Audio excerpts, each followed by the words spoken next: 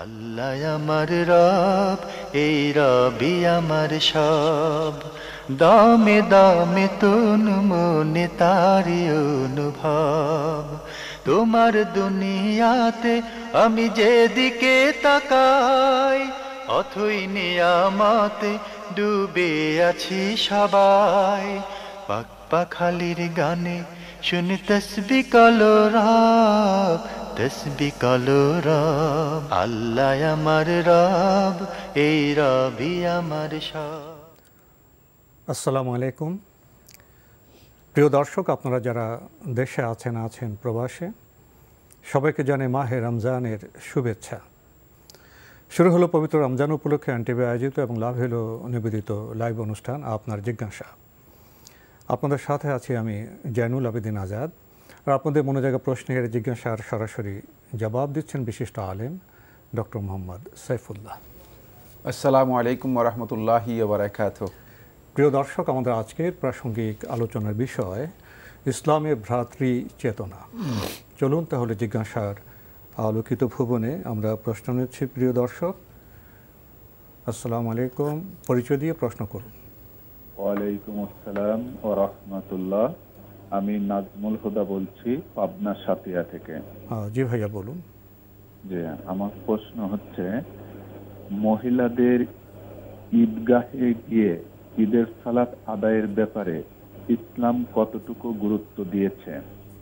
জি। আর দ্বিতীয় প্রশ্ন, যে যদি আমি কোথাও একা মুসাফির হিসেবে থাকি, তাহলে সেক্ষেত্রে যদি জামাতে সালাত আদায়ের ব্যবস্থা থাকা সত্ত্বেও মসজিদে আমি যদি না গিয়ে, যদি আমি যেখানে অবস্থান করছি সেখানে বা বাসায় আমি একা যদি কসরের সালাত আদায় করি, তাহলে সেক্ষেত্রে আমার সালাতটি হবে কিনা এ বিষয়ে আমি জানতে চাচ্ছি। ধন্যবাদ আপনাকে। আপনার প্রথম প্রশ্ন খুবই প্রাসঙ্গিক। সামনে তো হয়তো আমাদের ঈদ আসবে। মহিলারা ঈদগাহে যদি যান, তাদের সালাতের অনুমোদন আছে? না, উনি যেটা জানতে চেয়েছেন সেটা কতটুকু ঈদগাহে সালাতের ব্যাপারে গুরুত্ব দেওয়া হয়েছে। সেটা হচ্ছে ইসলাম অনেক বেশি গুরুত্ব দিয়েছে। সুন্নাই হচ্ছে মহিলারা ঈদগাহে ঈদের সালাতে অংশগ্রহণ করবে। রাসূলুল্লাহ সাল্লাল্লাহু আলাইহি ওয়াসাল্লাম থেকে আতিয়া আল কুরাদিয়া রাদিয়াল্লাহু তাআলা আনহা বর্ণনা করেছেন যে উমিরনা আন নুখরিজাল হুইয়াত, আমাদেরকে বের হতে তো নির্দেশ দেওয়াই হয়েছে, বরং আমাদের মধ্য থেকে যারা ঋতুবতী মহিলা রয়েছে, যাদের সালাত আদায় করার মতো সুযোগ নেই, তাদেরকেও ঈদগাহে যেতে নির্দেশ দেওয়া হয়েছে। উৎসাহিত আল্লাহ রাসূল সাল্লাল্লাহু আলাইহি ওয়াসাল্লাম এখানে নির্দেশই দিয়েছেন, না উৎসাহিত নির্দেশই দিয়েছেন। ফলে এই নির্দেশটা রাসূলুল্লাহ সাল্লাল্লাহু আলাইহি ওয়াসাল্লামের উজুবের জন্য কিনা, মানে এটা কি অর্ডার কিনা, নাকি এটা রাসূলুল্লাহ সাল্লাল্লাহু আলাইহি ওয়াসাল্লাম মানে ইস্তেহবাব বা মুস্তাহাবের জন্য নির্দেশ দিয়েছেন, এই নিয়ে আলেমদের মধ্যে দ্বিমত হয়েছে। বাকি এটা যে নির্দেশ, এই ব্যাপারে সাহাবায়ে কেরামদের কোনো ধরনের দ্বিমত নেই। রাসূলুল্লাহ সাল্লাল্লাহু আলাইহি ওয়াসাল্লাম নির্দেশ দিয়েছেন মহিলাদেরকে ঈদগাহে গিয়ে সালাত আদায় করার জন্য এবং অংশগ্রহণ করার জন্য। জুমহুর আহলে হাদিস ওলামায়ে কেরামগণ বলেছেন যে এই নির্দেশটুকু রাসূলুল্লাহ সাল্লাল্লাহু আলাইহি ওয়াসাল্লাম সুন্নাহ বোঝানোর জন্য, গুরুত্ব দেওয়ার জন্য রাসূলুল্লাহ সাল্লাল্লাহু আলাইহি ওয়াসাল্লাম এইভাবে বলেছেন। বাকি আহলে হাদিসদের মধ্যে অনেকে কথা বলেছেন যে না, এই নির্দেশ আল্লাহ নবী সাল্লাল্লাহু আলাইহি ওয়াসাল্লামের গুরুত্ব এতটুকু বেশি যে রাসূলুল্লাহ সাল্লাল্লাহু আলাইহি ওয়াসাল্লামকে যখন প্রশ্ন করা হয়েছে যে হে আল্লাহ রাসূল সাল্লাল্লাহু আলাইহি ওয়াসাল্লাম ইহদানা লা তাজিদ, যে আমাদের মধ্যে এমনও কেউ আছে যে সে মানে ঈদগাহে যাওয়ার মতো সে কাপড় পায় না, তার চাদর পায় না, ঈদগাহে যাবে যে পরিপূর্ণ চাদর নেই, এরকমও তো আছে। তখন রাসূল সাল্লাল্লাহু আলাইহি ওয়াসাল্লাম বলছে তোমাদের অন্য কেউ তাকে সহযোগিতা করবে, ধার দিয়ে, হ্যাঁ অন্য কেউ ধার দিয়ে সহযোগিতা করবে। এখান থেকে বোঝা যায় রাসূলুল্লাহ সাল্লাল্লাহু আলাইহি ওয়াসাল্লাম এই নির্দেশটুকু অত্যন্ত গুরুত্বপূর্ণ, তাকিদ দিয়েছেন অনেক বেশি, কোনো সন্দেহ নেই। তাই এক্ষেত্রে ইসলাম মহিলাদেরকে ঈদের সালাতে অংশগ্রহণ করতে গুরুত্ব দিয়েছে, সুন্নতি মুআক্কাদা। এক্ষেত্রে আমাদের মিসগাইড চিন্তাধারা যেটা, সেটা হচ্ছে এই আমরা অনেকে মনে করে থাকি যে মহিলাদের ঈদগাহে যাওয়াটাই জায়েজ নেই, মানে এই কথাটাই রাসূলুল্লাহ সাল্লাল্লাহু আলাইহি ওয়াসাল্লাম সুন্নাহ পরিপন্থী ধারণা, কোনো সন্দেহ নেই। যেহেতু এই মর্মে যতগুলো হাদিস রয়েছে সবগুলো হাদিসের মধ্যে আল্লাহ রাসূল সাল্লাল্লাহু আলাইহি ওয়াসাল্লাম থেকে নির্দেশ সাব্যস্ত হয়েছে। সুতরাং যদি আমরা জুমহুর উলামায়ে কেরামের বক্তব্যকে মানে বলি যে ওটা ওয়াজিব নয়, কিন্তু কোনো সন্দেহ নেই যে এটি সুন্নাতে মুআক্কাদা, আল্লাহ রাসূল সাল্লাল্লাহু আলাইহি ওয়াসাল্লাম অনেক বেশি গুরুত্ব আরোপ করেছেন। আমরা জানলাম যে ঈদগাহে মহিলাদের যে সালাতে অংশগ্রহণ, এটা ইসলাম খুবই গুরুত্ব দিয়েছে। আপনি আরেকটি প্রশ্ন করেছেন যে জামাতে সালাত আদায়ের সামর্থ্য আছে, কোথাও গিয়েছেন একা বাসায় সালাত আদায় করলেন, এটা কেমন হবে? যদি সালাত জামাতে আদায় করার মতো সুযোগ থাকে তাহলে জুমহুর উলামায়ে কেরামগণ বলেছেন তার জন্য জায়েজ আছে, তিনি এই রুখসত গ্রহণ করতে পারবেন। এই মাসআলার মধ্যে প্রায় জুমহুর উলামায়ে কেরামগণ, অধিকাংশ উলামায়ে কেরাম এই কথাই বলেছেন। বাকি শেখ আব্দুল আজিজ আব্দুল্লাহ বিন বাজ রহমতুল্লাহ আলাইহি এই যুগের আমরা জানি যে অনেক বড় মুজতাহিদের মধ্যে একজন এবং সৌদি আরবের গ্র্যান্ড মুফতি ছিলেন। শেখ রহমুল্লাহ তাআলা বলেছেন যে না, যদি জামাতের সুযোগ থাকে জামাতে অংশগ্রহণ করা তার উপর ওয়াজিব, সে অবশ্যই জামাতে অংশগ্রহণ করবে, জামাত থেকে তাকে রুখসত দেওয়া হবে না। এই মাসআলা আমি পূর্ববর্তী আলেমদের যে বক্তব্য পেয়েছি সেখানে কিন্তু তাকে এই রুখসত দেওয়া হয়েছে, তিনি জামাতে অংশগ্রহণ ইচ্ছাকৃতভাবে না করলেও কোনো অসুবিধা নেই। এবং এই বিষয়ে আমি যতটুকু জানি ইমাম জালাউদ্দিন সুয়ুতী রহমতুল্লাহ আলাইহি অনেকের ইজমাও নকল করেছেন। বাকি শেখ রহমতুল্লাহ আলাইহি যে বক্তব্যটি দিয়েছেন, হাদিসের যেই নির্দেশনা, সেখান থেকে বোঝা যায় যে এটি অত্যন্ত গুরুত্বপূর্ণ। কারণ জামাতের স্কোপ আছে, তিনি ঘরের মধ্যে বসে থাকবেন, এটি আসলে সত্যিকার ইমানদার ব্যক্তির চেতনার সাথে একটু সাংঘর্ষিক। এই জন্য শেখ রহমতুল্লাহ আলাইহির বক্তব্যটি এখানে অত্যন্ত যুক্তিসঙ্গত আমার মনে হয়। বাকি জুমহুর উলামায়ে কেরামগণ বলেছেন তার সালাত হয়ে যাবে। আমরা জানলাম বিষয়টি সম্পর্কে। প্রিয় দর্শক, প্রশ্ন নিচ্ছি। আসসালামু আলাইকুম, পরিচয় দিয়ে প্রশ্ন করুন। হ্যালো, আমরা আপনাকে শুনতে পাচ্ছি, আপনার পরিচয় দিয়ে প্রশ্ন করুন। জি আসসালামু আলাইকুম, আমার নাম আফসার, আমি ঢাকা থেকে বলছি। জি, আমি আসলে জাকাত বিষয়ে জানতে চাচ্ছিলাম। আমি গত কয়েকদিন যাবতই আপনাদের অনুষ্ঠানটা ফলো করছিলাম এবং আপনারা জাকাতের ব্যাপারে যেটা বলছেন এটা নিয়ে আমি আরেকটু ক্লিয়ার হতে চাচ্ছিলাম। আপনারা বলছিলেন যে ব্যবহারের স্বর্ণের উপরে কোনো জাকাত দিতে হবে না, অথবা মুদ্রা বা ডিপোজিট হিসেবে বা টার্ম ডিপোজিট হিসেবে যে সমস্ত টাকা রাখা হয়েছে সেগুলোর উপরে জাকাত দিতে হবে। এখন আমি আমার ব্যক্তিগত হিসেবে যতটুকু দেখছি, আমার যেটুকু স্বর্ণ অলংকার আছে আমার সবই ব্যবহারের জন্য, এবং যতটুকু সেভিংস আছে সবগুলোই শরিয়া ভিত্তিক ব্যাংকে মুদ্রা বা টার্ম ডিপোজিট হিসাবে আছে। এখন আমার প্রশ্ন হচ্ছে, তাহলে তো আমি যদি ওই আমার মুদ্রা বা টার্মে যে সমস্ত সেভিংস আছে বা আমার ব্যবহারের জন্য যে সমস্ত স্বর্ণ আছে এগুলো যদি আমি জাকাত না দিই, তাহলে রীতিমতো আমার জাকাতের কোনো তেমন কিছুই থাকে না আমার মানে কারেন্ট অ্যাকাউন্টে যে টাকাটা আছে। তো আমি এটা একটু ক্লিয়ার হতে যাচ্ছিলাম যে আসলে তাহলে আমি এটাতে আমার ইসলাম কি বলছে এক্স্যাক্টলি পুরোপুরি। জি, ধন্যবাদ আপনাকে। আপনি ঠিকই বলেছেন, গত কয়েকটি অনুষ্ঠানে আমরা জাকাত প্রসঙ্গে বেশ প্রশ্ন পেয়েছি এবং আমরা তার জবাবে দিয়েছি। আপনি দুইটি ক্ষেত্রে প্রশ্ন করেছেন। প্রথমে ব্যবহৃত স্বর্ণের জাকাত হয় না একটি বিষয়, আরেকটি ব্যাংকিংয়ের ক্ষেত্রে মুদ্রা বা ফিক্সড ডিপোজিট, এসব প্রশ্ন আমরা জবাব দিয়েছি, স্পষ্ট করেছি। আপনি আবার সেই প্রসঙ্গগুলো তুলে এনেছেন।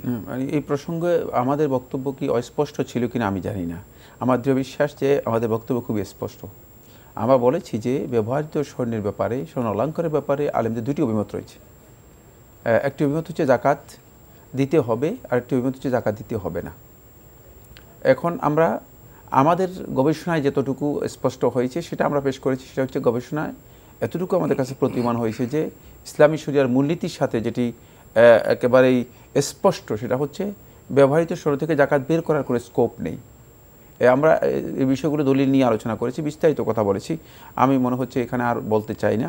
সেক্ষেত্রে যদি আপনার মনে করেন যে আপনি জাকাত দিতে চান, তাহলে আপনি পুরো ব্যবহৃত স্বর্ণ পুরোটাই আপনি জাকাত দিয়ে দিতে পারেন। আপনার জন্য জায়েজ আছে, আপনি পুরো বিধানের কথা আমরা বিধান বলছি, যেটা হচ্ছে ইসলাম আসলে কি এখানে বাধ্য করেছে কিনা সেটা আরেকটি মাসআলা। মানে আপনি যদি পুরো টাকা আপনি দিয়ে দিতে পারেন, কিন্তু বিশুদ্ধ বক্তব্য হচ্ছে এতে জাকাত নেই, এতে জাকাত নেই। এখন আপনার এই কারণে যদি জাকাত না আসে, ইসলাম তো আপনাকে জোর করে জাকাত দিতে বলে নাই, যে ইসলাম কথা বলে নাই যে আপনার জাকাত না আসলে আপনি জাকাত দিতে হবে, এই বিধান নেই। যার কাছে সম্পত্তি, যার মানে জাকাতযোগ্য সম্পদ যার কাছে নেই, তার জাকাত দিবে না তিনি, খুবই সহজ কথা। ঠিক একই বক্তব্য ডিপোজিটের ক্ষেত্রে। ডিপোজিটে আমরা বলি নাই যে জাকাত আসবে না, জাকাত আসবে, কিন্তু সেটা মেয়াদি যদি হয়ে থাকে তাহলে ওই মেয়াদ উত্তীর্ণ হওয়ার পর জাকাত আসবে।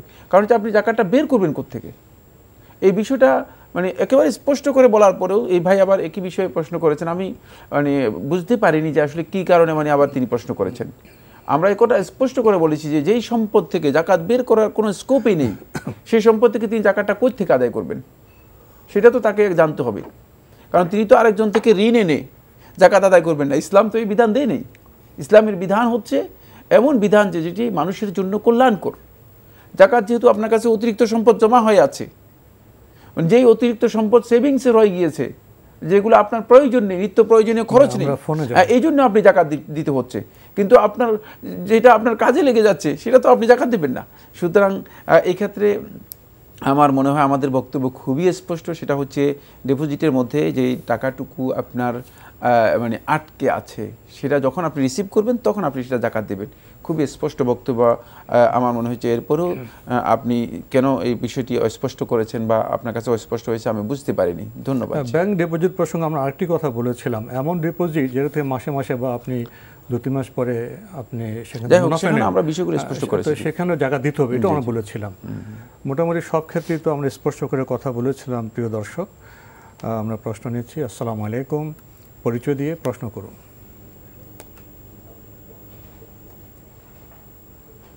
লাইনে আছেন? আসসালামু আলাইকুম। ওয়ালাইকুম আসসালাম। আমার নাম মোহাম্মদ জাকারিয়া ফরাজি, আমার বাড়ি শেরপুর। যে আর একটু জোরে স্পষ্ট করে আপনার প্রশ্নটি করুন। আমি প্রশ্ন করতেছিলাম, আমার মার একে 7টা মেয়ে হওয়ার পরে, আপনার মা? আমার আম্মার জি, একে 7জন মেয়ে হওয়ার পর, আরো আমার ভাই হয়েছিল, ওরা কেউ 2 মাস বয়সে, কেউ 3 মাস বয়সে মারা গেছে। পরে আমার মা বলছে যে আল্লাহ যদি আমাকে একটা ছেলে দেয়, আমার ছেলেটাকে আমি আল্লাহর ঘরে পাঠাবো, কাবা শরীফে। জি। এখন আমার আম্মা মারা গেছে 3 বছর আগে। জি। আমার কি ওখানে আমি যাইতে চাইছিলাম যে উমরা টাইমে যাব, জি, উমরা করার জন্য। এটা আমার কি জায়েজ হবে উমরা করা যাওয়া? ধন্যবাদ আপনাকে। আপনার আর কোনো প্রশ্ন আছে? জি না। ধন্যবাদ আপনাকে। ওনার মার 7 মেয়ের পর ভাই মারা যায়, উনি জীবিত আছেন, তো উনি বলেছেন আল্লাহ ছেলে দিলে তাকে মক্কায় কাবায় পাঠাবো। তো মা মারা গেছেন, এখন উনি উমরা করলে সেই জিনিসটি পূর্ণ হবে? আপনি উমরা করলে আপনার যদি সামর্থ্য থাকে আপনার জন্য উমরা করাটা জায়েজ, না জায়েজ কিছুই নয়। কিন্তু আপনার মা যেই আল্লাহ তাআলার সাথে অঙ্গীকার করেছেন সেই অঙ্গীকারটুকু কি তিনি পূরণ করেছেন? এই প্রশ্নের উত্তর হবে না, তিনি পূরণ করতে পারেননি। তার কি সামর্থ্য ছিল সেটা আমি জানি না, আপনি বলেননি। বাকি তার যদি সামর্থ্য থাকে তাহলে তাকে এই কাজটি করতে পারলে ভালো হতো তার জন্য। সেক্ষেত্রে আপনি আল্লাহ তাআলার কাছে তার জন্য বেশি বেশি করে দোয়া করবেন, বেশি বেশি করে দোয়া করবেন। আর আপনার যদি সামর্থ্য থাকে আপনি আল্লাহ ঘরে যেতে পারেন, উমরাও করতে পারেন, এটা আপনার জন্য জায়েজ রয়েছে। আমরা জানলাম বিষয়টি সম্পর্কে। প্রিয় দর্শক, প্রশ্ন নিচ্ছে। আসসালামু আলাইকুম, পরিচয় দিয়ে প্রশ্ন করুন।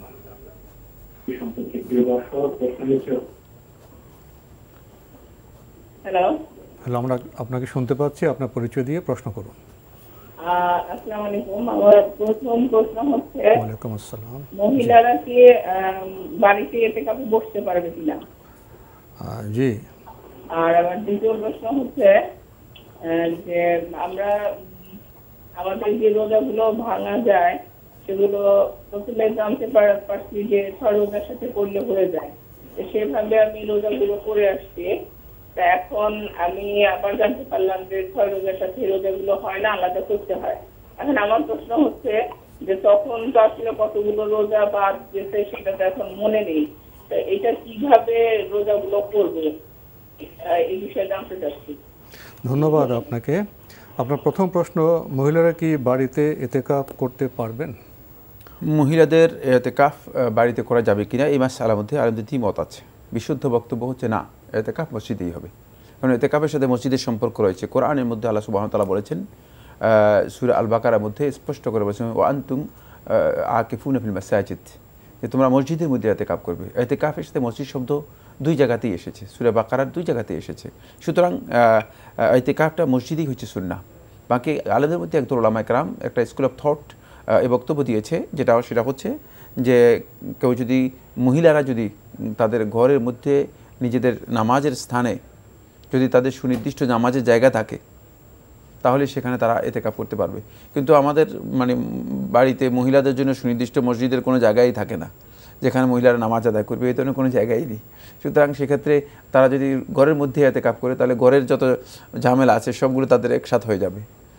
এই ক্ষেত্রে তিনি আসলে যেই উদ্দেশ্যে ইতিকাফ করা সেই উদ্দেশ্যই ব্যাহত হবে। তাই উদ্দেশ্যের সাথেও এতেকাফের যে মানে গড়ে এতেকাফের সাংঘর্ষিক একটা অবস্থান রয়েছে, যথার্থ নয়। মানে আপনি এতেকাফ করলে এতেকাফের যে মূল উদ্দেশ্য, সে উদ্দেশ্য ঘরে এতেকাফ করলে সেটা আপনি বাস্তবায়ন করতে পারবেন না বা পূরণ করতে পারবেন না। বাকি রাসূলুল্লাহ সাল্লাল্লাহু আলাইহি ওয়াসাল্লামের হাদিস থেকে যেটা বোঝা যায় মসজিদে এতেকাফ করার বিষয়টি, যেহেতু আল্লাহ রাসূল সাল্লাল্লাহু আলাইহি ওয়াসাল্লাম ইন্তেকালের পরে রাসূলুল্লাহ সাল্লাল্লাহু আলাইহি ওয়াসাল্লামের স্ত্রীগণ উম্মুল মুমিনিন আয়েশা রাদিয়াল্লাহু আনহা সহিহ বুখারী হাদিসের মধ্যে বর্ণনা করেছেন যে সুম্মা আতাকাফা আজওয়াজুহু মিন বাদিহি, এরপরে রাসূলুল্লাহ সাল্লাল্লাহু আলাইহি ওয়াসাল্লাম ইন্তেকালের পরে তার স্ত্রীগণ এতেকাফ করেছেন এবং তাদের এতেকাফ তারা মসজিদে এতেকাফ করেছেন।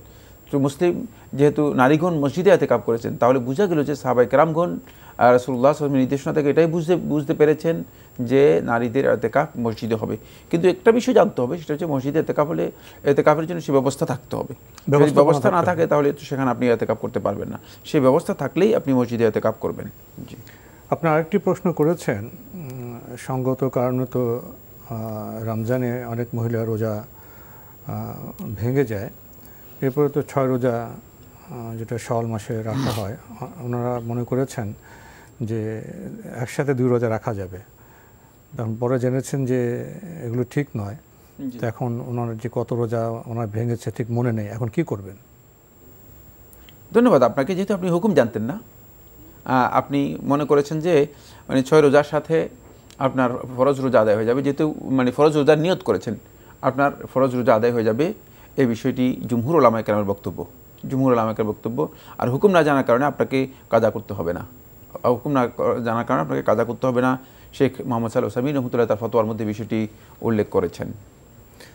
আমরা জানলাম বিষয়টি সম্পর্কে। প্রিয় দর্শক, প্রশ্ন নিচ্ছি। আসসালামু আলাইকুম, পরিচয় দিয়ে প্রশ্ন করুন। ওয়ালাইকুম আসসালাম। আসসালামু আলাইকুম, আমি জুয়েল বলছিলাম মিরপুর থেকে। জি বলুন। আমার একটা প্রশ্ন হচ্ছিল, এটা হচ্ছে জাকাতের বিষয়ে। জাকাতটা হচ্ছে আমরা 2 জন মিলে, আমার একটা কাপড়ের দোকান আছে, শাড়ি কাপড়ের দোকান, ওইখানে 8 লক্ষ টাকা অ্যাডভান্স দেওয়া আছে এবং আরো 10 লক্ষ টাকার মাল আছে। এইটার উপরে কি আমার কোনো জাকাত আসবে কিনা? আমরা 2 জনের পার্টনারের ব্যবসা, এটা টোটাল 20 লক্ষ টাকার ইনভেস্ট করা আছে, 8 লক্ষ টাকা অ্যাডভান্স করা আছে, 12 লক্ষ টাকার মতো দোকানের শাড়ি কাপড় আছে।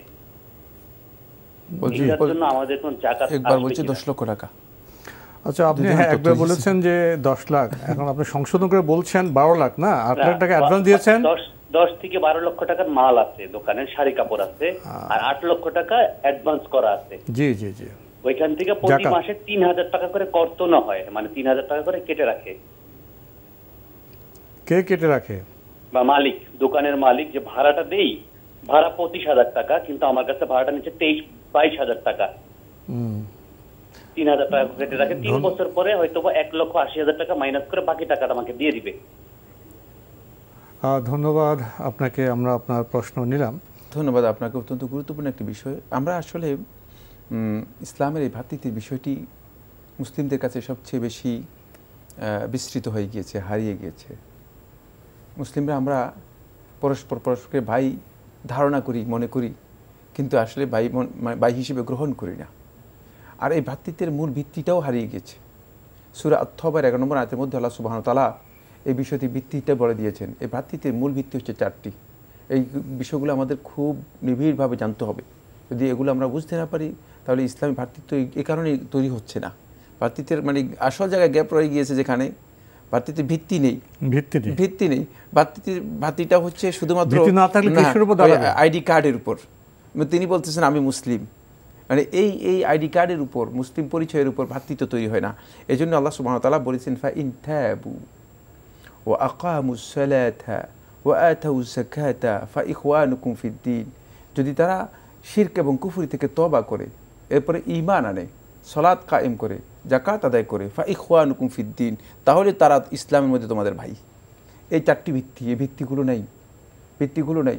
মুসলিম নিজে শুধুমাত্র দাবিতেই মুসলিম, তার যাকাতের কোনো খবরই নেই, তারপরে সালাতের কোনো সম্ভাবনাই নেই। অনেকে আছে যে হয়তো জীবনেও কোনো দিন মসজিদের দিকে যায়নি, সালাত আদায় করেনি।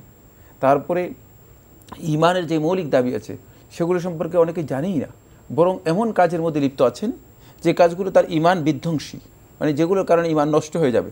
কারণ আমরা সালাত কীভাবে নষ্ট হয় এগুলো জানি, সিয়াম কীভাবে নষ্ট হয় এগুলো জানি, হজ কীভাবে নষ্ট হয় এগুলো জানি, কিন্তু ইমান যে নষ্ট হয় এমন কিছু বিষয় আছে, যেমন উজু ভঙ্গ হয় যেই কাজের যে কিছু কাজ আছে, ঠিক অনুরূপভাবে যেই কাজের মাধ্যমে ইমান ভঙ্গ হয়ে যায়, ইমান নষ্ট হয়ে যায়, সেগুলি আমরা জানি না, কারণ সেগুলো আলোচনাই হয় না। এই জন্য এই জায়গায় বড় ধরনের বিপদ হয়ে গিয়েছে। ফলে এই 4টি ভিত্তি যদি আমাদের থাকে তাহলে ইসলামী ভ্রাতৃত্ব তৈরি হবে। আর ইসলামী ভ্রাতৃত্ব তৈরি হলে কী হবে? 1 নম্বর হচ্ছে ইসলামী ভ্রাতৃত্ব হচ্ছে আল্লাহর পক্ষ থেকে মুসলিমদের উপর একটা বড় নিয়ামত। আল্লাহ তাআলা কোরআনে কারীমে সূরা আলে ইমরানের মধ্যে এই বিষয়টি বলে দিয়েছেন, ফাআসবাহতুম বিনিআমাতিহি ইখওয়ানা, তাহলে তোমরা আল্লাহ তাআলার নিয়ামতে পরস্পর ভাই হয়ে যেতে পারবে, এই নিয়ামতটুকু পেয়ে যাবে, এটা বড় নিয়ামত। ফলে আপনি দেখবেন যে ইসলামী সমাজ যখন তৈরি হয়েছিল, রাসূলুল্লাহ সাল্লাল্লাহু আলাইহি ওয়াসাল্লাম যখন মদিনায় একটা মুসলিম সমাজ তৈরি করলেন, তখন সেই সমাজ ছিল যে ভ্রাতৃত্বের কী চেতনা যে ছিল, মানে একজন আরেকজনের জন্য তিনি নিজের সম্পদ থেকে, মানে এভাবে বলতেন যে আমার সম্পদ থেকে তুমি যতটুকু মন চায় নিয়ে যেতে পারো। এটা কার পক্ষে সম্ভব? কার পক্ষে সম্ভব? আনসারগণ এইভাবে মুহাজিরদেরকে সহযোগিতা করেছেন এবং তাদের বাড়িঘর জায়গা তারা স্থান করে দিয়েছেন, নিজেদের জায়গায় স্থান করে দিয়েছেন। এটাই প্রমাণ করে যে এটা যে আল্লাহর পক্ষ থেকে কত বড় নিয়ামত। দ্বিতীয় নম্বর হচ্ছে এই ভ্রাতৃত্বের এই কাজটুকু, এটা আল্লাহ রাব্বুল আলামিনের পক্ষ থেকে শুধু নিয়ামতের তা নয়, বরং এর জন্য আল্লাহ রাব্বুল আলামিন স্পেশাল দায়িত্ব পালন করেন বলেই এই ভ্রাতৃত্ব তৈরি হয়। গোটা পৃথিবীর সমস্ত, এর মর্যাদা হচ্ছে এই যে গোটা পৃথিবীর সমস্ত সম্পদ যদি কেউ ব্যয় করে, গোটা পৃথিবীর সমস্ত সম্পদ যদি কেউ ব্যয় করে, তাহলেও এই ভ্রাতৃত্ব তিনি তৈরি করতে পারবেন না, এর সৃষ্টি করতে পারবেন না। আল্লাহ তাআলা কোরআনের মধ্যে বলে দিয়েছেন, লাউ আনফাকতুম মা ফিল আরদি জামিআন মা আল্লাফতা বাইনা কুলুবিহিম, যদি আপনি পৃথিবীর এই সমস্ত সম্পদ, সব সম্পদ যদি আপনি ব্যয় করতেন, তাদের অন্তরের মধ্যে যেই সম্প্রীতি তৈরি করে দিয়েছি আমি, এই সম্প্রীতি তৈরি করার জন্য আপনি সেটা করতে পারতেন না। ওয়ালাকিন আল্লাহ আল্লাফা বাইনা কুলুবিহিম, আল্লাহ রাব্বুল আলামিন বিশ মেহেরবানি করে তাদের অন্তরের মধ্যে এই সম্প্রীতি তৈরি করে দিয়েছেন। বোঝা গেল যে এটি কত গুরুত্বপূর্ণ এবং কত মর্যাদাপূর্ণ বিষয়ে যে আল্লাহ রাব্বুল আলামিন মেহেরবানি করেন বলেই এই জন্য মুসলিমদের মধ্যে একটা ভ্রাতৃত্বের বন্ধন তৈরি করে দিয়েছেন। জি প্রিয় দর্শক, ভ্রাতৃত্বের বন্ধন তো আমাদের কাঙ্ক্ষিত বিষয়, কিন্তু এর জন্য যে ভিত্তি প্রয়োজন সে সম্পর্কে আমরা কতটা সচেতন, আজকের বক্তব্য থেকে বোধহয় আমরা সেটা অবগত হলাম।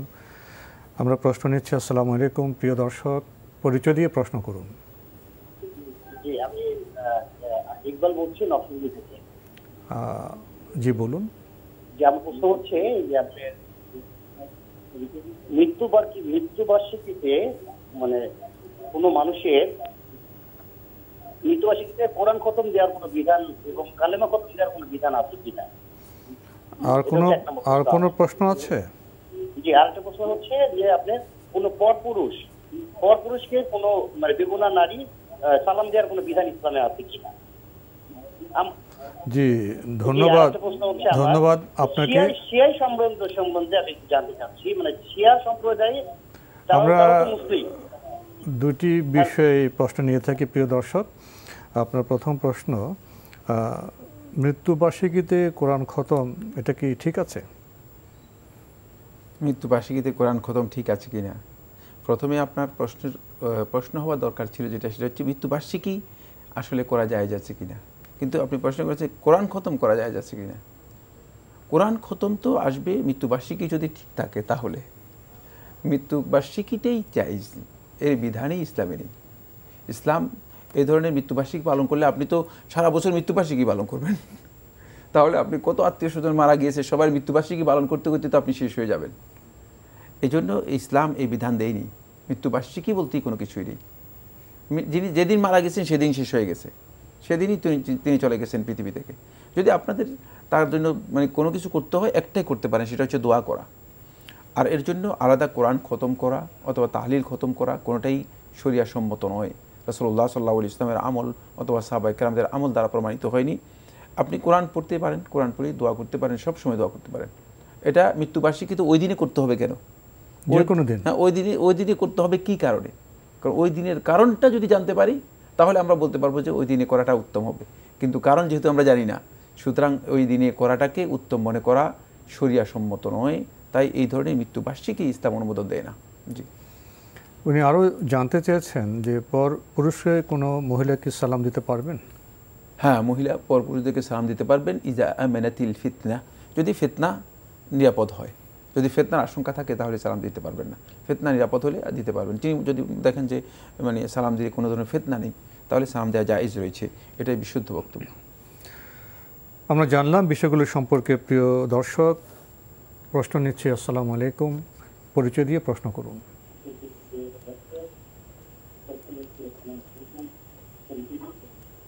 লাইনে আছেন? জি জি আছি। আপনার পরিচয় দিয়ে প্রশ্ন করুন। আসসালামু আলাইকুম। ওয়ালাইকুম আসসালাম।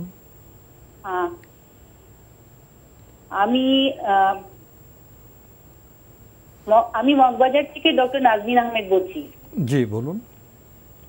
আচ্ছা, আমার প্রশ্নটা বেসিক্যালি আসলে ওই হোমিওপ্যাথি মেডিসিন সম্পর্কে আর কি। তো আমি যতদূর জানি যে হোমিওপ্যাথি ওষুধ এটাতে কিছুটা পরিমাণ হলেও হয়তো অ্যালকোহল আছে। এখন আমাদের ইসলামে মানে এই হোমিওপ্যাথি ওষুধ খাওয়াটা এটা হালাল কিনা? জি, আপনার আর কোনো প্রশ্ন আছে? না, আমার শুধু এই একটাই। ধন্যবাদ আপনাকে, খুবই জীবন ঘনিষ্ঠ প্রশ্ন। হোমিওপ্যাথি ওষুধে তো কিছুটা পরিমাণে অ্যালকোহল থাকে, উনি বলছেন এই ওষুধ খাওয়া কি ইসলামে হালাল? হ্যাঁ, এই ওষুধ খেতে পারবেন, কারণ ওষুধ তো আমরা সেবন করে থাকি আসলে অসুস্থতার জন্য। ওষুধ হাজা, মানুষের প্রয়োজন, মানুষ মানে আনন্দের জন্য অথবা পুষ্টির জন্য মানে অথবা এটাকে কি বলা হয় তাকে মানে ইচ্ছা করে খুব আগ্রহ নিয়ে ওষুধ কেউ খায় না। তাই এটি হাজা এর জন্য, হাজা এর জন্য ওষুধ সেবন করা জায়েজ রয়েছে। এবং এর মধ্যে অ্যালকোহলের মাত্রা যেটা দেওয়া হয় থাকে শুধুমাত্র সুনির্দিষ্ট ওষুধকে ইয়ে করার জন্য, প্রিজারভেটিভ হিসেবে দেওয়া হয়ে থাকে। সেক্ষেত্রে অ্যালকোহল ব্যবহার করলে সে অ্যালকোহল তো আপনি খাচ্ছেন না, আপনি নিশ্চিত অ্যালকোহল খাচ্ছেন না, আপনি খাচ্ছেন ওষুধ। সুতরাং এটা জায়েজ, কোনো সন্দেহ নেই। আমরা জানলাম বিষয়টি সম্পর্কে। প্রিয় দর্শক, প্রশ্ন নিচ্ছি। আসসালামু আলাইকুম, পরিচয় দিয়ে প্রশ্ন করুন। প্রশ্ন করব জি, লাইনে আছেন? জি ভাইজান, আপনার ওয়ালাইকুম আসসালাম। ভালো আছেন? আলহামদুলিল্লাহ। জি, আমি রাসেল বলছিলাম জামালপুর থেকে। ভাইয়া, আপনার টেলিভিশনের ভলিউমটা একবার কমিয়ে আচ্ছা ধীরে স্পষ্ট করে আপনার গুরুত্বপূর্ণ প্রশ্নটি করুন। জি, আমি রাসেল বলছিলাম জামালপুর থেকে। জি বলুন। জি, আমার প্রশ্ন ছিল যারা 5 ওয়াক্ত সালাত আদায় করেন না, তারপরে যারা টাকনুর নিচে কাপড় পরে এবং যারা দাঁড়িয়ে রাখে না, এদের সাথে আচরণটা কেমন হওয়া উচিত? আমার দ্বিতীয় প্রশ্ন হচ্ছে, জি, মৃত্যুর পরে মায়েতকে কবরে কিভাবে শোয়াতে হয়, কাজ করে না চিৎ করে? কি মৃত্যুর পর? মৃত্যুর পর আমার মানে মায়েতকে যে আমরা কবরে শোয়াই, জি, সাধারণত চিৎ করে শোয়ানো হয়। এটা কি কাজ করে শোয়ানোটা মানে সঠিক ইয়েটা কোনটা, কাজ করে না চিৎ করে? ধন্যবাদ আপনাকে, খুবই গুরুত্বপূর্ণ প্রশ্ন করেছেন। আপনার প্রথম প্রশ্ন, যারা 5 ওয়াক্ত নামাজ পড়েন না, তারপর টাকনুর নিচে কাপড় পরেন, দাড়ি রাখেন না, তাদের সাথে আপনার আচরণ কেমন হবে? দুই তিনটা জিনিস মানে উল্লেখ করেছেন, সেটাকে আপনি এর প্রত্যেকটা জিনিসের স্ট্যাটাস কি সম্ভবত এর মধ্যে পার্থক্য না করার কারণে আপনি একসাথ করে দিয়েছেন। এখানে ভুল হয়েছে, বড় ধরনের গ্রস মিস্টেক হয়েছে। একটা হচ্ছে দাঁড়িয়ে রাখার মাসআলা, আছে টাকনুর নিচে কাপড় পরার মাসআলা, আর একটা হচ্ছে 5 ওয়াক্ত সালাত আদায় না করার মাসআলা। 5 ওয়াক্ত সালাত আদায় না করা এটা কুফরি মাসআলা। তো এটার সাথে আপনি যদি করেন দাঁড়িয়ে রাখা হচ্ছে ফরজ, একটা ফরজ কাজ করছেন যে গুনাহগার হবেন, কিন্তু কাফের হয়ে যাবেন না। সুতরাং দুইটাকে আপনি কিভাবে একসাথ করেছেন মানে আপনার কথা থেকে আমি এটা বুঝতে পারিনি। টাকনুর নিচে কাপড় পরা হারাম, সুতরাং হারাম কাজ করার কারণে তিনি গুনাহগার হবেন, মানে তিনি কবিরা গুনাহকারী হবেন। কিন্তু তিনি তো আসলে ওই 5 ওয়াক্ত সালাত যিনি আদায় মানে করেন না তার মতো কাফির হয়ে যাবেন না। কিন্তু কোনো সন্দেহ নেই, এরা যদি ইচ্ছাকৃতভাবে এই হারামগুলো করে থাকে তাহলে তাদের সাথে ইসলাম শুধুমাত্র সৌজন্য আচরণের অনুমতি দিবে। কারণ ইচ্ছাকৃতভাবে এই আমলগুলো করাটা মানে এক পর্যায়ে কুফরির মতোই ভয়ঙ্কর অপরাধ। কারণ এই প্রত্যেকটি বিষয় ইসলামের নিদর্শনের মধ্যে অন্তর্ভুক্ত, শাআইরের মধ্যে অন্তর্ভুক্ত। তাই এক্ষেত্রে শুধুমাত্র সৌজন্য আচরণ করতে পারেন, তাদের সাথে দুর্ব্যবহার করা জায়েজ নেই, খারাপ আচরণ করা জায়েজ নেই। আমরা জানলাম বিষয়টি সম্পর্কে। প্রিয় দর্শক, আরেকটি প্রশ্ন করেছেন, মৃত্যুর পর মায়াতকে যে কবরে শোয়ানো হয় কি চিৎ করে শোয়ানো হবে না কাত করে? এই মাসআলাটির মধ্যে আলাদা দ্বিমত আছে, এটা ইজতিহাদি মাসআলা, সরাসরি নস মানে সুস্পষ্ট হাদিসের বক্তব্য আসেনি। তবে একদল উলামা কেরাম এবং আহলে হাদিসগণ বলেছেন যে তাকে কাত করে শোয়ানোটাই উত্তম, কেবলামুখী করে, একটু কেবলামুখী করে শোয়ানো উত্তম। তবে এই মাসআলা ইজতিহাদি মাসআলা, আলেমদের মধ্যে সুস্পষ্ট নস আসেনি। আমরা প্রশ্ন নিচ্ছি। আসসালামু আলাইকুম প্রিয় দর্শক, পরিচয় দিয়ে প্রশ্ন করুন। আসসালামু আলাইকুম, আমার নাম শহীদ, টাঙ্গাইল থেকে বলছি, এলাঙ্গা। জি বলুন। আমার একটা মুদির দোকান আছে, মুদির দোকান আছে, 1.5 লাখ টাকার মাল আছে। মুদির দোকান? হ্যাঁ, মুদির দোকান। জি। 1.5 লাখ টাকার মতো মাল আছে, আর ব্যাংকে আছে আমার 90,000 টাকা। হ্যাঁ, আর হইলো একজনের কাছে আমি ধার দিয়ে রাখছি 80,000 টাকা। তাহলে এটা আমি কি হলো দিতে হবে কিনা? যাকাত? হ্যাঁ হ্যাঁ, এটার উপরে কি যাকাত হবে? জি জি। আপনার আর কোনো প্রশ্ন আছে? না হ্যাঁ, আমার কোনো আর প্রশ্ন নেই। ধন্যবাদ আপনাকে। মুদির দোকান আছে, 1.5 লাখ টাকা মাল আছে, ব্যাংকে 90,000 টাকা জমা আছে, ধার দিয়েছেন 80,000 টাকা, ওনার কি যাকাত হবে? হ্যাঁ, আপনার যাকাত হবে। আপনার 1.5 লক্ষ টাকা যোগ 90,000, এই পুরো টাকাটা যাকাত আপনাকে দিতে হবে। আপনি এটাকে 2.5% যাকাত আদায় করে দেবেন। বাকি যেটা ধার দিয়েছেন সেটা আপনার যাকাত দিতে হবে না, আপনাকে ধারের যাকাত দিতে হবে না। ধার দিয়েছেন বলতে বুঝাচ্ছেন তো তিনি অন্যকে দিয়েছেন না, হ্যাঁ, তাহলে আপনাকে এটা যাকাত দিতে হবে। আমরা জানলাম ধারের টাকার উপর আপনার যাকাত আসবে না। আমরা প্রশ্ন নিচ্ছি। আসসালামু আলাইকুম, পরিচয় দিয়ে প্রশ্ন করুন। আসসালামু আলাইকুম, আমার বাসা দিনাজপুর। ওয়ালাইকুম আসসালাম। জি, আমার প্রথম প্রশ্ন হলো যে আপনার একটু সমস্যা, যেটা হলো যে সরকার যেটা নির্ধারিত করছে 70 টাকা ফিতরা, আমরা তো মনে করেন যে হ্যাঁ আমরা চাল খাই, এখানে মনে করেন যে 45 টাকা। আপনার আড়াই কেজি চাউল যদি 45 টাকা কেজি হয়, তার আড়াই কেজি চাউলের দাম মনে করেন যে 113 টাকা বা 15 টাকা লাগতেছে। তো সরকার যে নির্ধারিত করছে আপনার 70 টাকা সর্বনিম্ন, তো আমি এখন ফেতরা কয় টাকা দিব? 70 টাকায় দিব, না আমি যে চাউল 45 টাকা কেজি খাচ্ছি সেটার উপর নির্ধারিত করে আড়াই কেজি চাউলের টাকা দিব? এটা হলো আমার 1 নম্বর প্রশ্ন। জি। হ্যাঁ, আর 2 নম্বর প্রশ্ন হলো যে আমাদের এখানে 2টা মসজিদ আছে, একটা যেটা বলতেছে আয়লা হাদিস, আর একটা হলো হানেফি। তো আয়লা হাদিস যেটা, সেটা মনে করেন যে আযান দিচ্ছে আপনার 37:37 6টা, আর হানেফি দিচ্ছে আপনার 41-এ। 4 মিনিট যে ডিবেট থাকতেছে, আমি কোনটা আযানের উপরে ইফতারটা খুলবো? ধন্যবাদ আপনাকে, খুবই গুরুত্বপূর্ণ প্রশ্ন আপনি করেছেন। প্রথম প্রশ্ন ফেতরা সম্পর্কে আপনি বলেছেন যে সরকারি প্রতিষ্ঠান থেকে তো 70 টাকা ফেতরা ধার্য করা হয়েছে, আপনার বিবেচনায় আড়াই কেজি চাল যে মানে চাল আপনি খান 115 টাকা আসে, তো আপনি কত টাকা ফেতরা দেবেন? ধন্যবাদ এই ভাইকে, আপনার প্রশ্ন খুব সুন্দর হয়েছে। প্রথম কথা হচ্ছে জানতে হবে আপনাকে আসলে ফিতরা কি। ফিতরা হচ্ছে আপনি একসা পরিমাণ, রাসূলুল্লাহ সাল্লাল্লাহু আলাইহি ওয়াসাল্লাম হাদিস দ্বারা প্রমাণিত হয়েছে, একসা পরিমাণ খেজুর অথবা একসা পরিমাণ কিশমিশ, একসা পরিমাণ জব অথবা একসা পরিমাণ পনির আপনি এই দিনে, ঈদের দিনে ফকিরদেরকে আপনি সদকা হিসেবে দেবেন। প্রত্যেক ব্যক্তির পক্ষ থেকে একসা পরিমাণ দেবেন। এটা হচ্ছে ফিতরা। রাসূলুল্লাহ সাল্লাল্লাহু আলাইহি ওয়াসাল্লাম নির্ধারণ করে দিয়ে গেছেন। সহিহ বুখারী হাদিসের মধ্যে আব্দুল্লাহ ইবনে উমর রাদিয়াল্লাহু আনহু বলেছেন, ফারাদা রাসূলুল্লাহ সাল্লাল্লাহু আলাইহি ওয়াসাল্লাম সাআম মিন তামারিন, যে যাকাত আল ফিতর সাআম মিন তামারিন, যে রাসূলুল্লাহ সাল্লাল্লাহু আলাইহি ওয়াসাল্লাম একসা পরিমাণ খেজুর নির্ধারণ করেই গেছেন। সুতরাং এখানে আর কেউ নির্ধারণ করার প্রয়োজন নেই, নতুন করে নির্ধারণে কিছুই নেই। বাকি এখানে যে বিষয়টি এসেছে সেটা হচ্ছে এর পরবর্তীতে ওলামায়ে কেরামগণ এই বিষয় নিয়ে গবেষণা করেছেন, যেটা সেটা হলো সব জায়গায় তো খেজুর পাওয়া যায় না, যেহেতু এটা মানে ওই এলাকার মানে মূল খাবার ছিল, এই জন্য রাসূলুল্লাহ সাল্লাল্লাহু আলাইহি ওয়াসাল্লাম সেগুলো বলেছেন। তাই এলাকার মূল খাবার যেটা, সেটা থেকে যদি কেউ এই একসা পরিমাণ আদায় করে দেন তাহলে তার ফিতরা আদায় হয়ে যাবে। এটাও মুজমা আলাই মাসালা, মানে সমস্ত ওলামায়ে কেরামের ঐক্যমতে সাব্যস্ত হয়েছে। কোনো একেবারে সবাই এক মানে কোনো দ্বিমত করেনি, কেউ দ্বিমত করেনি, এলাকার মূল খাবার। হ্যাঁ, মূল খাবার। সেক্ষেত্রে আমাদের এখানে চাউল আপনি যদি একসা পরিমাণ দিয়ে দেন আপনার ফিতরা আদায় হয়ে যাবে, এটাই বিশুদ্ধ বক্তব্য। একসা হচ্ছে 2 কেজি 40 গ্রাম থেকে 2.5 কেজি পর্যন্ত। তো 2.5 কেজি পরিমাণ যদি আপনি চাউল দিয়ে দেন, তাহলে আপনার এর মাধ্যমে সাদকাতুল ফিতর আদায় হয়ে যাবে। সেক্ষেত্রে আপনার জন্য উত্তম হচ্ছে আপনি 2.5 কেজি চাউল ফকির মিসকিনকে দিয়ে দেবেন, এটাই হচ্ছে সাদকাতুল ফিতর। জি, উনি আরেকটি প্রশ্ন করেছেন, আমাদের এলাকায় 2টি মসজিদ, একটা আহলে হাদিস, একটা হানাফি মসজিদ, সেখানে আজান দেওয়া হয় 4 মিনিট পার্থক্যে, উনি কোনটা ফলো করবেন?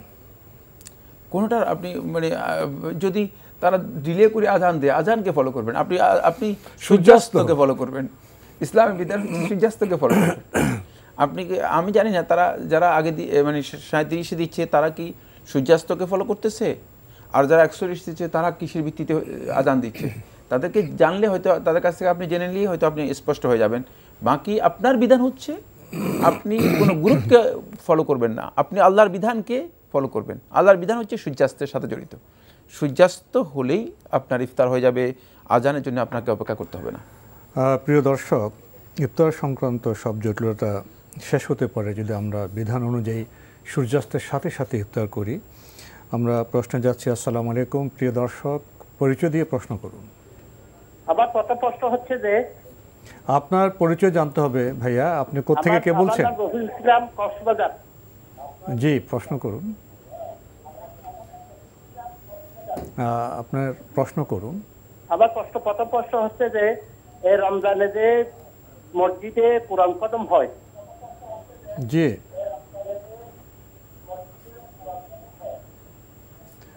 মসজিদে খতমের আগে এলার্ম পাত্রী করে,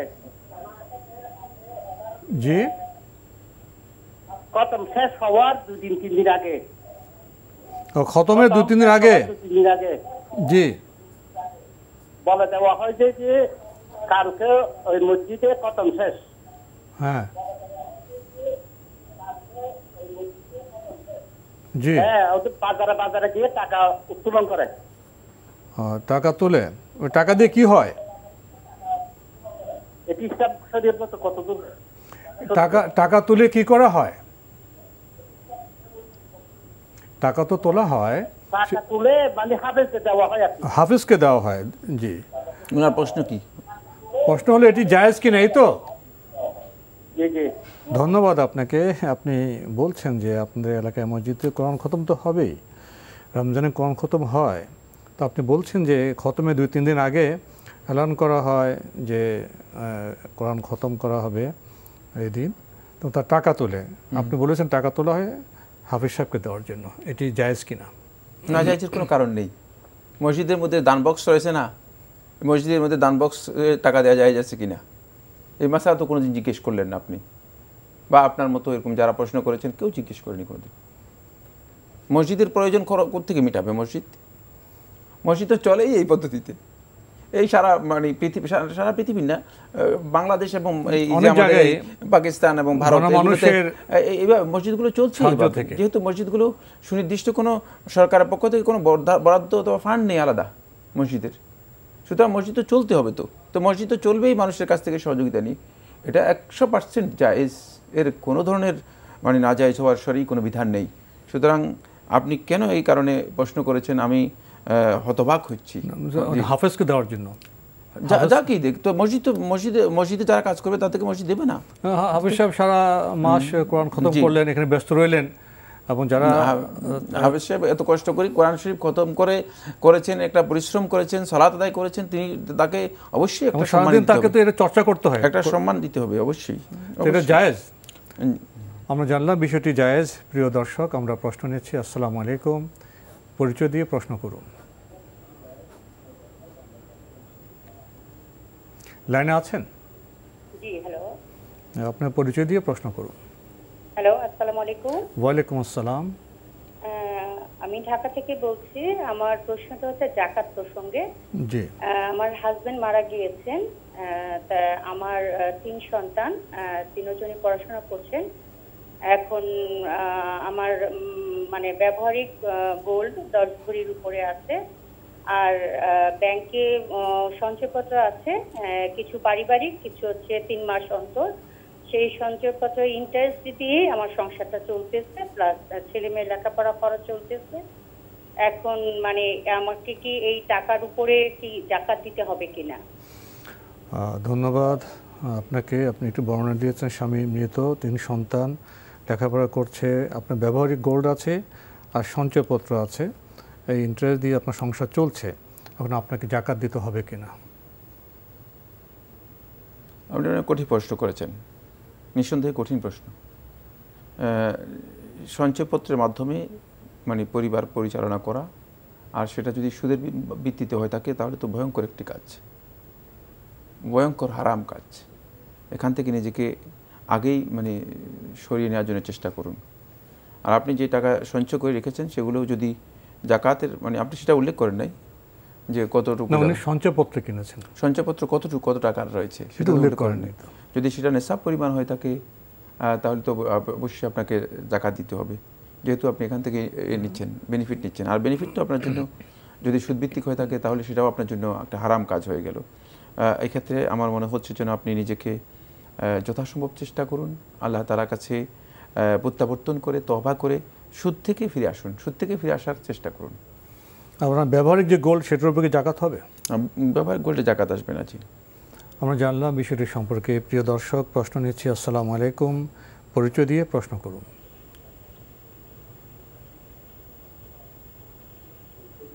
লাইনে আছেন? জি, আপনার পরিচয় দিয়ে প্রশ্ন করুন। আসসালামু আলাইকুম। ওয়ালাইকুম আসসালাম। জি বলুন। আমি কুড়িগ্রাম থেকে বলছিলাম। এটা হলো আমার প্রশ্ন, জায়নামাজে মসজিদের ছবি থাকে, কাবা ঘরের ছবি থাকে, জায়নামাজে নামাজ পড়লে কি নামাজ হবে? আর কোনো প্রশ্ন আছে? ধন্যবাদ আপনাকে। জায়নামাজের ছবি থাকে, কাবা ঘরের ছবি থাকে, এই জায়নামাজে নামাজ পড়লে কি ঠিক হবে? হ্যাঁ, নামাজ হয়ে যাবে, নামাজ হয়ে যাবে। জি। প্রিয় দর্শক, আমরা একেবারে অনুষ্ঠানের শেষের দিকে। আমাদের আজকে প্রাসঙ্গিক বিষয় ছিল ইসলামী ভ্রাতৃচেতনা। যদি সংক্ষেপে 2-1 বাক্য বলতেন। ইসলামে ভ্রাতৃত্বের চেতনার সাথে রাসূলুল্লাহ সাল্লাল্লাহু আলাইহি ওয়াসাল্লাম একটি হাদিস বলেই শেষ করব। আল্লাহ নবী সাল্লাল্লাহু আলাইহি ওয়াসাল্লাম বলেছেন, আল মুসলিমু আখুল মুসলিম, একজন মুসলিম ব্যক্তি আরেকজন মুসলিম ব্যক্তির ভাই। তাহলে ভাই হলে ভাইয়ের কী কাজ? রাসূলুল্লাহ সাল্লাল্লাহু আলাইহি ওয়াসাল্লাম সেখানে কাজটাও বলে দিয়েছেন। লা ইয়াজলিমুহু, তার উপর জুলুম করবে না।